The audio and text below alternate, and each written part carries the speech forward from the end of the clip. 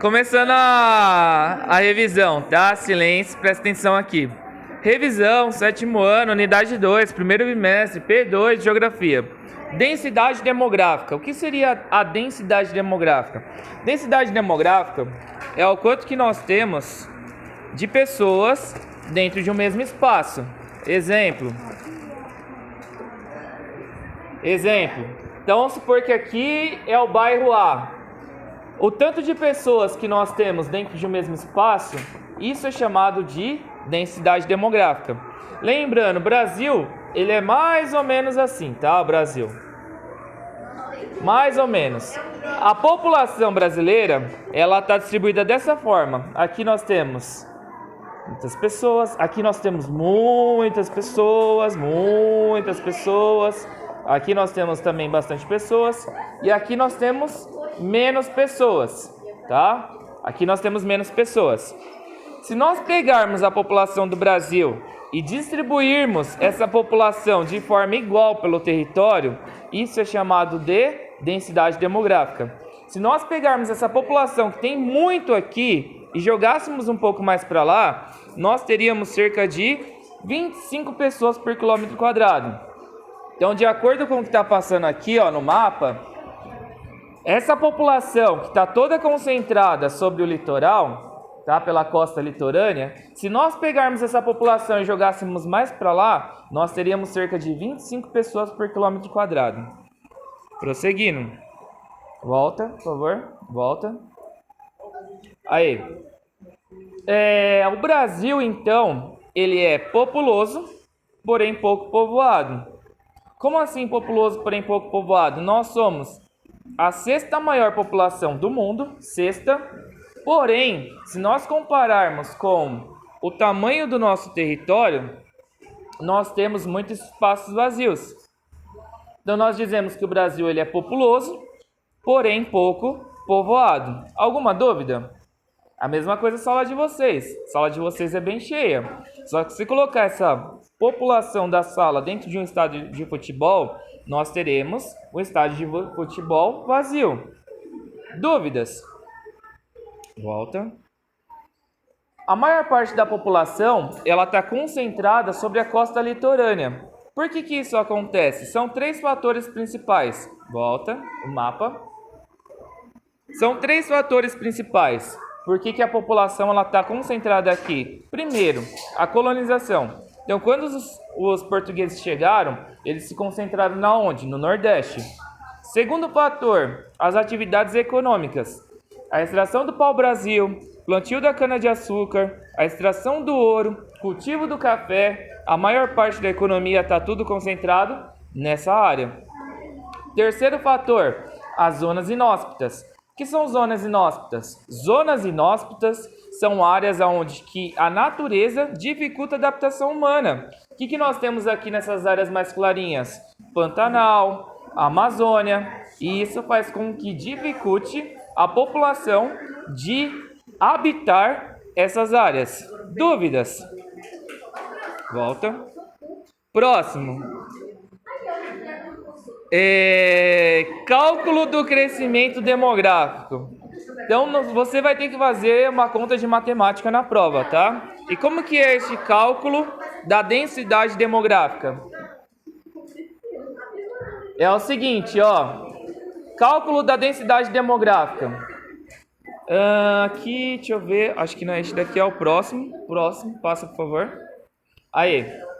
Aqui nós temos o cálculo da densidade demográfica. Uma população de um determinado município é de 100 pessoas.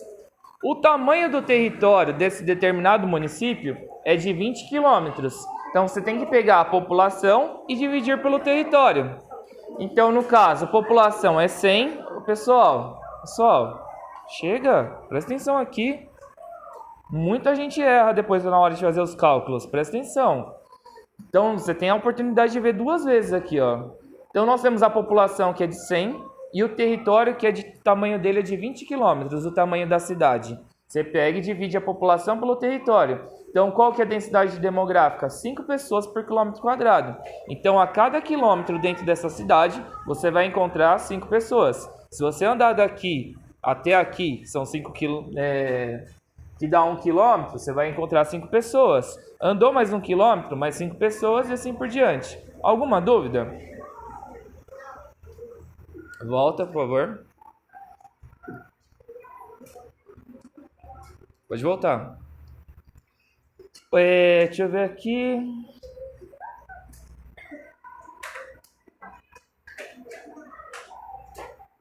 Fazer o outro lá já também, né? Pode passar, por favor. Aí. Depois você vai ter que também calcular a população relativa e a população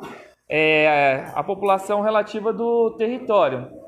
Então imagina que, tipo, para você saber se a população ela cresceu, se a população ela diminuiu, você tem que analisar os seguintes critérios. Imagina que, tipo, no ano de 2023, a população de uma determinada cidade seja de 100 pessoas. Aí no ano de 2023, nós tivemos 10 pessoas nascendo. Então era 100, nasceu 10, 110, ok? Aí depois morreram 8 pessoas. Então era 110, morreu 8, ficou 102. Número de imigrantes, pessoas que vieram para essa cidade. Então no caso são 2. Então no caso ficou 104, porque chegaram 2 pessoas. E imigrantes são as que saíram. Então saíram 2 pessoas, ficou no total 102. Então no ano de 2023, em janeiro tinham 100 pessoas, e em dezembro agora tem 102 pessoas. Alguma dúvida sobre esse cálculo? Certeza? Volta, por favor. O próximo, censo demográfico. Censo demográfico é aquela atividade que vocês fizeram, lembra dos gráficos e tal? Que eu ainda vou trazer os gráficos aqui para vocês. Vocês pegaram e coletaram as informações, passaram de sala em sala, fazendo um questionamento. Então isso é o censo demográfico, que é a coleta de dados da população. Para saber se a população diminuiu, se aumentou, se morreu, se nasceu gente, se estão estudando, se não estão, se estão trabalhando, se não estão, se a economia subiu, se a economia diminuiu, se as pessoas estão fazendo faculdade, se não estão, se estão se casando, quantos filhos, etc. e tal. Então todos os dados da população é chamado de censo demográfico. Quem realiza é o Instituto Brasileiro de Geografia e Estatística, o IBGE, a cada 10 anos.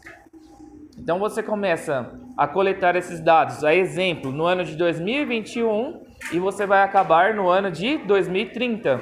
Então a cada 10 anos você pega todos esses dados e consegue concluir como que o Brasil ele está. Alguma dúvida até aqui? Para que serve isso? Para 2 coisas. O governo ele pega essas informações, olha como que está o país e começa a aplicar políticas públicas em prol da necessidade do país. Então, se com esses dados está vendo que as pessoas estão estudando pouco, estão se graduando pouco, precisa ter mais escolas, mais cursos técnicos, mais faculdade para poder melhorar a educação. Se as pessoas estão morrendo, vamos construir mais escolas, investir em vacinas, em hospitais, formar médicos para poder melhorar a saúde. Se as pessoas estão sendo roubadas, vamos investir na segurança, em policiais. Para isso que servem os dados. Dúvidas? Segunda explicação do porquê que é importante, para poder chegar aí, no livro de vocês, para que eu possa ensinar vocês de acordo com esses dados, para que nós venhamos entender, compreender e aprender quais são as características do nosso país. Dúvidas? Então, 2 importâncias do censo demográfico: políticas públicas e aprender como que o nosso país ele está. Próximo, IDH. Volta, por favor. IDH. O IDH é o Índice de Desenvolvimento Humano. São critérios que são analisados para classificar os países entre desenvolvido, emergente, que é mediano, e subdesenvolvido, que é pobre. Como que nós fazemos isso? Analisando 3 critérios. Saúde. Então, as pessoas estão tomando vacina, não estão? Como estão os médicos? Tem muitos hospitais? Então, aí você consegue analisar os dados da saúde. Educação. Quantas pessoas sabem ler e escrever? Quantas pessoas estão fazendo faculdade? Você pega esses dados e tem ali o cálculo da educação. E depois, por último, a economia, que é dividida entre a renda per capita, que é o quanto que cada pessoa ganha durante o período de um ano, e o PIB, que é o quanto que o país arrecadou durante o período de um ano. Então, esses 3 critérios você analisa e consegue classificar. O Brasil está mais ou menos na posição 76 do ranking mundial. Próximo, matriz étnica. A matriz étnica são as etnias principais do Brasil. Nós temos várias, mas 3 são as principais que até deram origem para algumas outras. No caso, nós temos os pretos, que vieram do continente africano, nós temos os indígenas, que já estavam aqui, e os brancos, no caso portugueses, que vieram da Europa. Pode passar, Fia, por favor. O último, a pirâmide etária, para a gente poder finalizar a nossa revisão. A pirâmide etária é um gráfico que serve para a gente poder entender como que o país está. Aqui na pirâmide etária, nós analisamos a base, que é essa parte em vermelho, que representam as crianças. Depois, o corpo, que é a parte em azul, que representam os jovens e adultos. E por último, o topo, que representam os idosos. Através da pirâmide etária, nós conseguimos até classificar se os países eles são ricos ou se são pobres. Um exemplo, pirâmide da esquerda é um território pobre. Por quê? A base está larga. Se a base está larga, provavelmente as mulheres elas não estão no mercado de trabalho. Elas estão cuidando dos lares, por isso que tem muitos filhos. Então não há um movimento feminista neste território.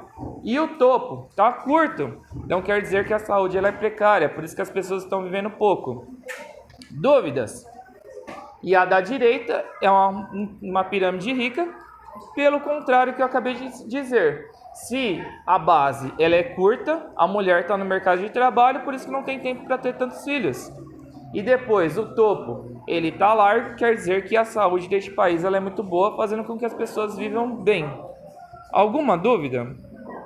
Finalizando a revisão.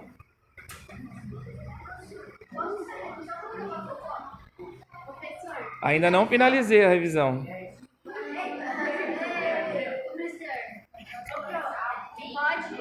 Ainda não finalizei aqui.